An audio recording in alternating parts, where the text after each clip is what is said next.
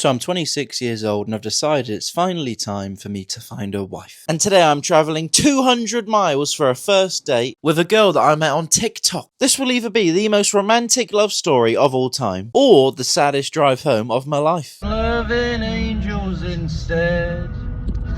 First, I picked her up from the station, and then she wanted to go to this fancy sandwich shop. $13.95 for a sandwich, that's like 3 meal deals. God, if she doesn't see me again, it's really going to make me resent sandwiches. And then we did a Banksy tour because she loves Banksy. Which is good, because I've got a lot in common with Banksy, we're both artists. No one knows who I am. And the police are currently investigating me. It was going well, and then I thought I ruined everything. Because we went to this cathedral, and then I said as a joke, "Are we in here to apologise for the sins that we're going to commit later in a hotel?" Then she looked at me and she said, "You can't afford a hotel." God, it's going to be a long drive home. So the date actually went really well, and as soon as I got home, I texted her. I said I had fun today. I feel like we're very comfortable around each other, and it feels natural. I then said, "Are you around next week for a second date?" And she replied straight away saying, "Yeah, it was fun. I completely agree," which is good. And then she said this, "I'm really sorry, I should have mentioned this earlier, but in 3 days, I'm actually going to Australia for a month." And I thought to myself, that's probably just a polite way of her saying she doesn't want to see me again. She's probably not even going to Australia. But she then genuinely said, "So we'll have to pick this up when I get back, unless you want to make a trip over to Australia and visit me." And I thought, that's insane. I can't fly to the other side of the world for a girl that I've met once. So I looked at flights and they're like £2,000. I'm unemployed, I can't afford that. That's like a year's worth of universal credit. So anyway, I've started a GoFundMe, and if I get £2,000 worth of donations, I'm going to Australia